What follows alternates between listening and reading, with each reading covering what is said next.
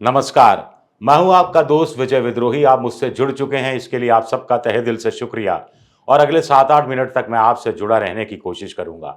आज हम बात करेंगे पोहा पत्रकारिता की। आप समझ गए होंगे पोहा पत्रकारिता की बात मैं क्यों कर रहा हूं।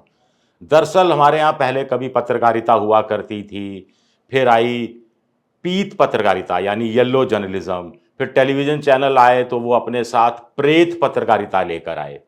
उसके बाद आई पेड पत्रकारिता, पेड न्यूज़ वाली पत्रकारिता, फिर आई इन दिनों जो चल रही है प्रीत पत्रकारिता, प्यार मोहब्बत की, आपस में रिश्ते प्यार मोहब्बत के रहें सत्तारूढ़ पार्टी के साथ, वो वाली पत्रकारिता। इसको आप पादुका पत्रकारिता भी कह सकते हैं चाहे तो। बीच में पकोड़ा पत्रकारिता भी आई। तो अब हम बात कर रहे हैं पोहा पत्रकारिता की, गगन विश्वकर्मा की बात कर रहे हैं, जिसका वीडियो आप देख चुके होंगे।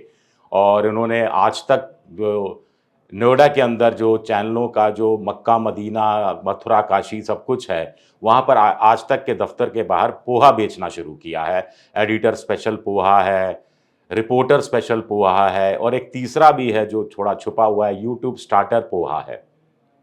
अब उन एडिटरों को क्या शर्म आती होगी जो इसके यहाँ पोहा खाने आते होंगे, या गर्व महसूस करते होंगे, या जी न्यूज़ के उस वो एडिटर क्या इसके यहाँ पोहा खाने आए जिनके कार्यकाल में निकाला गया 15 दिसंबर 2022 को गगन विश्वकर्मा को। ये एक बड़ा सवाल उठता है। कुछ लोग सवाल उठा रहे हैं कि साहब कोरोना काल में और उससे पहले भी और बाद में भी करीब 2.5-3 करोड़ लोगों की देश में नौकरियां चली गई, पत्रकारिता में भी बहुत सारे लोगों की नौकरियां चली गई। और रवीश कुमार जब अपने ही चैनल के अंदर झंडा बरदारी कर रहे थे तो तब भी उनके समय में भी बहुत सारे पत्रकारों की नौकरियां गई, जिसका जिक्र खुद रवीश कुमार ने किया। तो फिर गगन विश्वकर्मा की बात करने की ज़रूरत क्या है? ज़रूरत इसलिए है क्योंकि कुछ पत्रकार प्रवक्ता बन गए। ज़रूरत इसलिए है क्योंकि कुछ पत्रकार प्रवक्ता बन गए, कुछ पत्रकार पादुका पत्रकार हो गए या पादुका पत्रकारिता करने लगे, कुछ पत्रकार अंधेरे में चुपचाप गुम हो गए, हाशिए पर चुपचाप चले गए। अच्छी भरी जो प्रतिभा थी वो खत्म हो गई। लेकिन गगन विश्वकर्मा पोहा बेच रहे हैं, पत्रकार का पोहा ठेला, ऐसा उन्होंने बड़े गर्व से लगा रखा है, और साथ ही साथ पत्रकारिता भी कर रहे हैं। पत्रकारिता इस लिहाज से कर रहे हैं कि उन्होंने खुद कहा एक चैनल को दिए इंटरव्यू में कि वो एक अपना यूट्यूब चैनल चलाते हैं जो शुरुआती दौर में है और कमाई नहीं होती है, तो लिहाजा पेट पालने के लिए पोहा बेचना पड़ रहा है। पोहे की दुकान तो उनकी चल जाएगी, लेकिन एडिटरों का क्या होगा?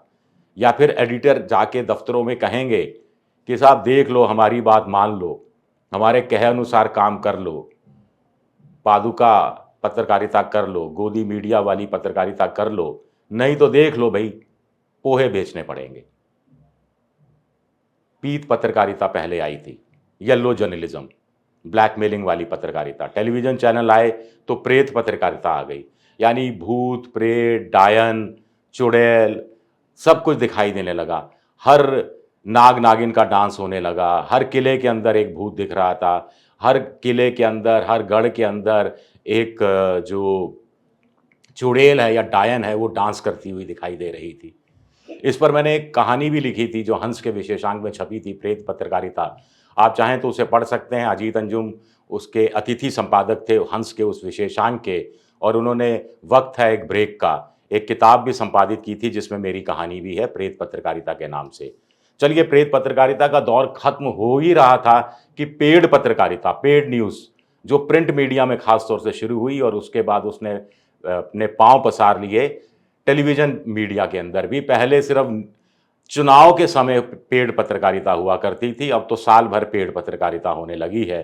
और उसके बाद आया दौर प्रीत पत्रकारिता का, प्यार भरी पत्रकारिता का, यानी रिश्ते अच्छे रखो, मीठे रिश्ते रखो।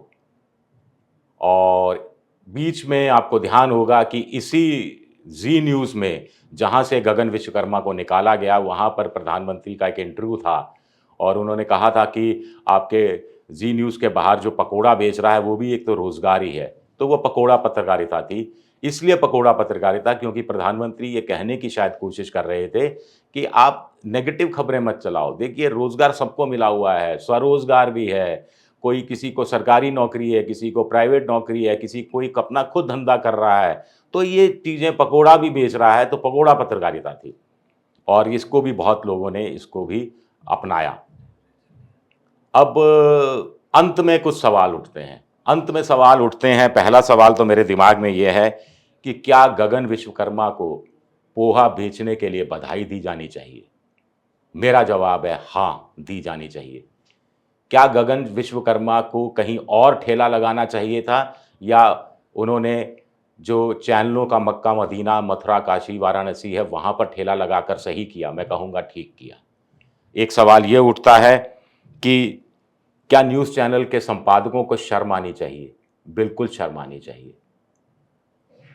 एक सवाल ये उठता है कि नया-नया उनका यूट्यूब चैनल है, तो क्या रवीश कुमार, अजीत अंजुम, पुण्य प्रसून वाजपेयी और तमाम दूसरे ऐसे लोग, अभिसार शर्मा, क्या इनको बढ़ावा नहीं देना चाहिए गगन विश्वकर्मा के न्यूज़ चैनल को? बिल्कुल देना चाहिए। मुझे लगता है सुधीर चौधरी जैसे लोगों को भी बढ़ावा देना चाहिए और बहुत ज़रूरी है देना चाहिए। और अपनी ही बिरादरी का मामला है और इससे ज़्यादा कहने का मन नहीं है मेरा। और गगन विश्वकर्मा ने कहा है कि वो पत्रकार हैं, पत्रकार बने रहेंगे, पत्रकारिता कर रहे हैं, करते रहेंगे। फिलहाल कुछ समय के लिए उन्होंने ठेला लगा रखा है, पोहा बेच रहे हैं और ये सम्मान की बात है, मेहनत कर रहे हैं, सम्मान के साथ ज़िंदगी जी रहे हैं, पेट पाल रहे हैं। मुझे लगता है कि सेक्टर 16 के सभी जो पत्रकार बंधु हैं, उनको कम से कम इस बात की तो व्यवस्था करनी चाहिए कि गगन विश्वकर्मा का ये जो पत्रकार का जो पोहा है, वो ज़रूर बिके, अच्छा खासा बिके। शुक्रिया आप सबका, बहुत-बहुत शुक्रिया मेरा ये वीडियो देखने के लिए।